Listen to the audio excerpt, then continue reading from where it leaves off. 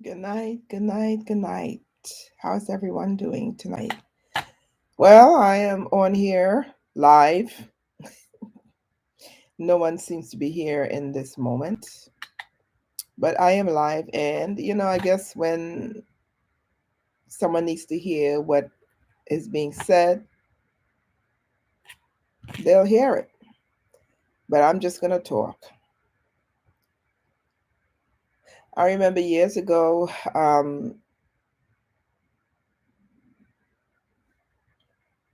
when I was in a stuck situation. That's the best way to put it. I was stuck. I had left I was still married at the time, and I had to move out because I was very concerned for my mental health.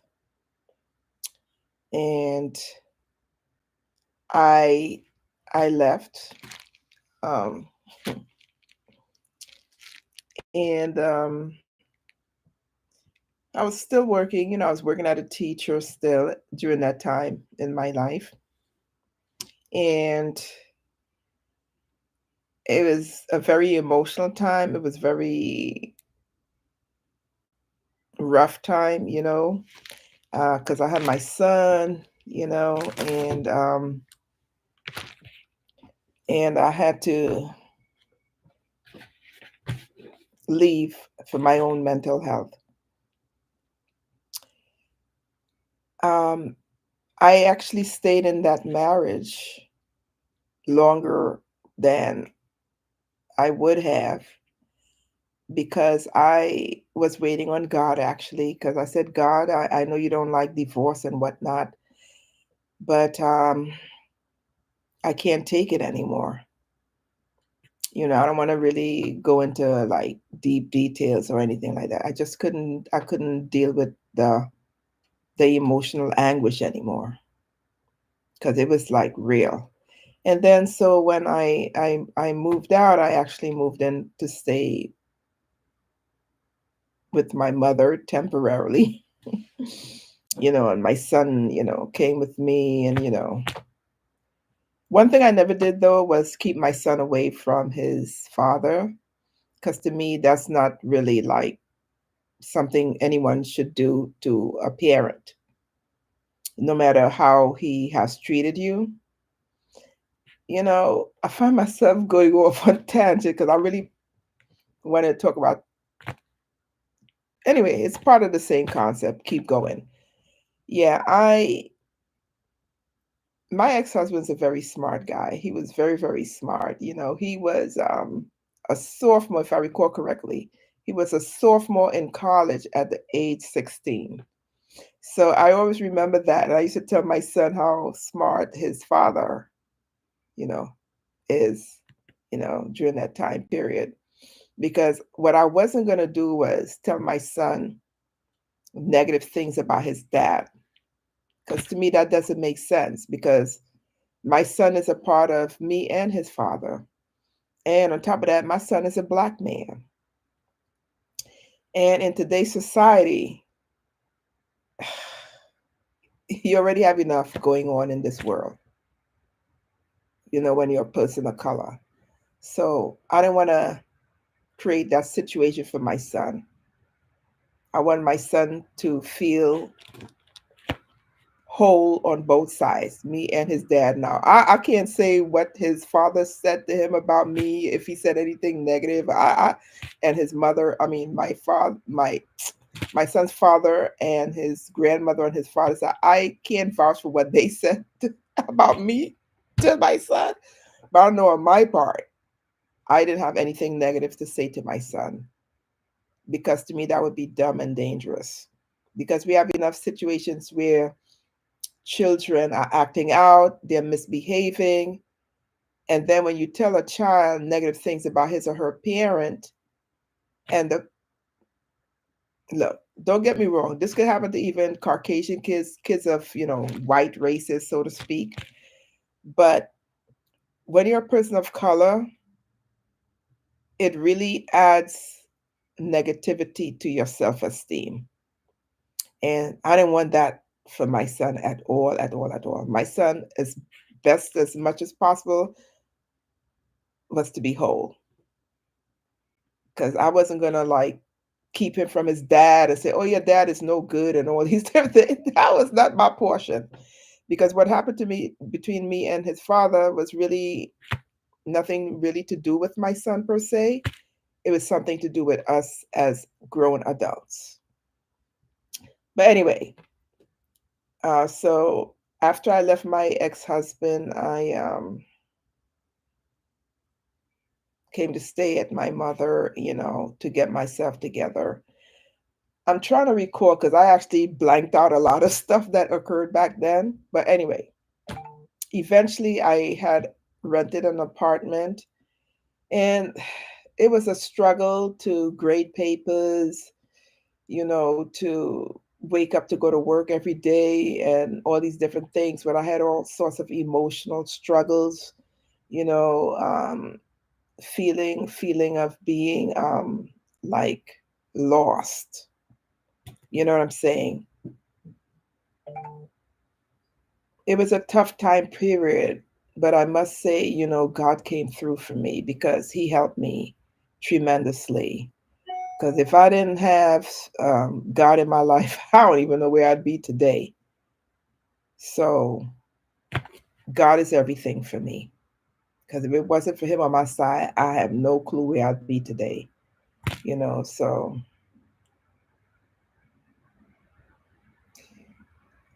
it was a struggle to grade papers, to write lesson plans, to do anything. It was a great, great struggle. But I made it through. I survived. So what I'm saying to you is sometimes you have to push yourself if you want to achieve a goal. You know what I'm saying? I mean, even though you feel you may not have the energy to do something, push yourself. Go beyond don't let your emotions control what you do with your life or your next steps. No matter how down you're feeling in the moment,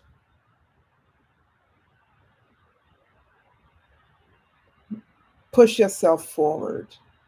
Don't allow yourself to be paralyzed by sadness because it was sad, It was sad that I had to leave my husband, but I knew I had to leave in order to maintain my sanity.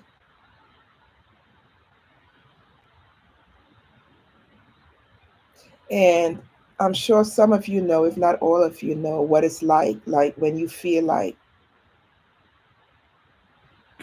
helpless, but when it's such a struggle to just, like get up and do things. I guess clinically they would call that serious depression. That would probably be considered clinical depression, I think. I studied psychology in college. I studied a lot of things in college. I actually got my God, I think 30 something credits beyond the degree. My first bachelor's, right? I think it was over 30 something credits above my actual degree credit because I love learning. I have a thing for learning. So I gotta look, see if I could go back and find out how many credits extra beyond my bachelor's credits because I took sociology classes, I took philosophy, I took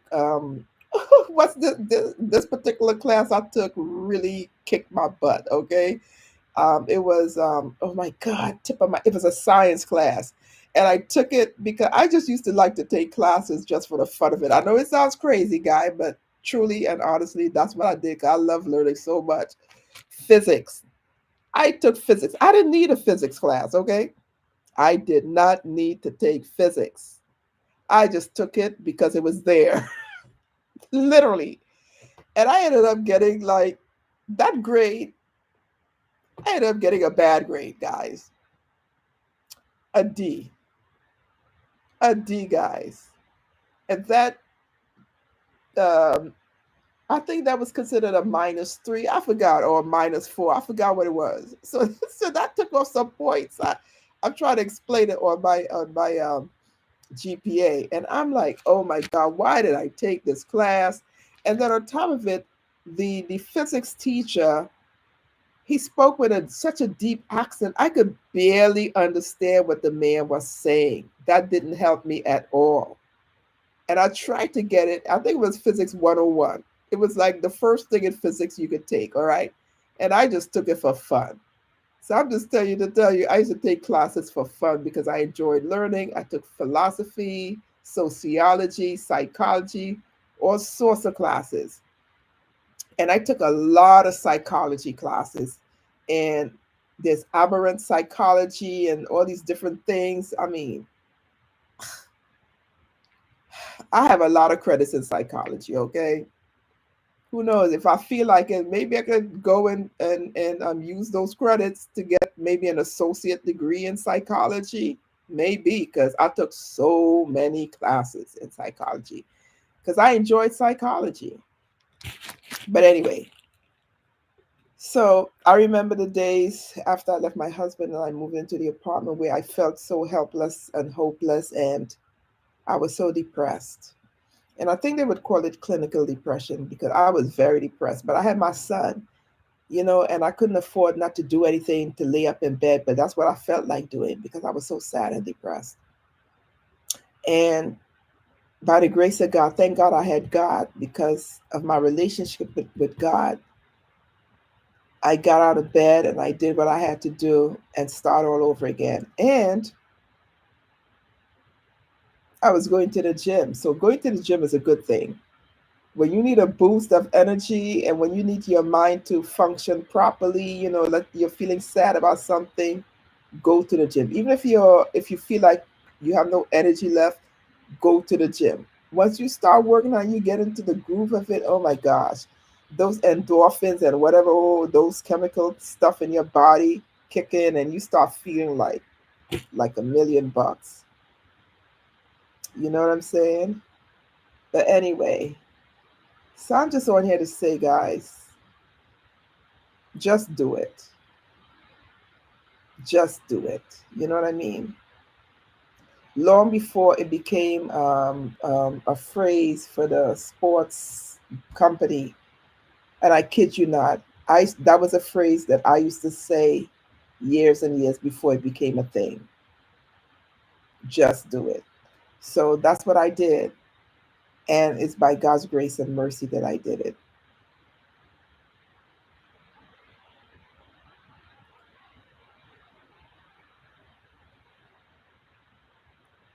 I'm going to share a testimony with you.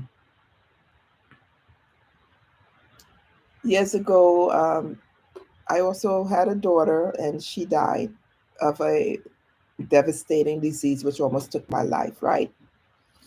And that came about because of, people who do wickedness to other people, people because of jealousy and these different things. Yeah. I've experienced that. I've experienced jealousy a lot in my life. That's why I despise it so much. I despise jealousy and envy so much because I've experienced it so many times in my life. And it's exhausting. And the irony is, I don't envy others and I'm not jealous of other people. I celebrate other people. So there was this person in my life. She despised me, and I thought she was a good friend because I stayed with her for a while when I was pregnant with my daughter, not my son. My daughter passed years before my son. And that person was into the occult. She was into dark arts. And she did whatever she did. And I almost died. However, my daughter died. And I actually saw my daughter dead months before she actually died. I saw her on the bed, dead, and I was wide awake. And I saw her dead on the bed. And I was, back then, I was just in the world doing my thing. I didn't even know God like I know him today. But even back then, I was getting visions, visions and dreams about real things that was happening. And I didn't know. I didn't know any better. But God allowed me to have the vision and I saw it. Now I understand what happened and I know who was behind it. The person who I thought was my friend, who was envious and jealous. And thus I lost my daughter, and my life was also lost. The doctors, when I was in a coma or whatever I was in, I heard the doctors saying they were surprised that I was still alive. They were very surprised that I was still alive. And God was indeed merciful to me. I learned years later that this individual was behind what happened to me and my daughter. And I actually bumped into her in the streets on a street fair, and I was like happy to see her because I was still in ignorance to what was behind what happened to me because it was a very strange event. I was so in ignorance, and when I saw her, I said hi because I was so happy to see her. And then she went ducking behind people, like I'm like, and in my mind, I'm like, why is she trying to hide behind people like she doesn't want to see me?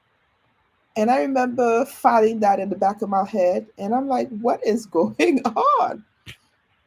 And then, because I kept pondering it, and then I got the revelation eventually that this person tried to kill me and actually thought that I was dead. But for the grace of God, I am still here. Because God is an awesome and powerful God. And yeah, I've been through some stuff. I've definitely been through some stuff. You know what I mean? And I have got to thank for my presence here because He's been good to me. He's my shield and my buckler and my protector. I have so many testimonies. I'm just looking here to see if anybody else is here besides myself. But anyway, I guess people don't really know me. They don't really know who I am. But you know what? Whenever anyone pops in here, do me a favor, like and share, so that people would start getting to know who I am. Because I have a lot of testimonies about the goodness of God, and they're all real, and I'm all in my right mind. Thank God today. I probably jump around a bit, but I just got on here just to encourage you that no matter what you're dealing with in life, do what you have to do because there is light at the end of the tunnel. There's light at the end of the tunnel. All right, so I'm gonna go now, and please like and like. I think they said like, share, and subscribe. Like, share, and subscribe because I think something to do with the algorithms and so forth. If it's being shared and so forth and so on, that means that people will eventually get around to finding my channel because I do have a lot of testimonies to share. Anyway, I'm gonna say bye now, and it's never too late to achieve success. You just have to stick to it and keep on going. You gotta put one foot in front of the other and keep on moving. And you can do it. You can make it. You can do it. God bless. Bye bye for now.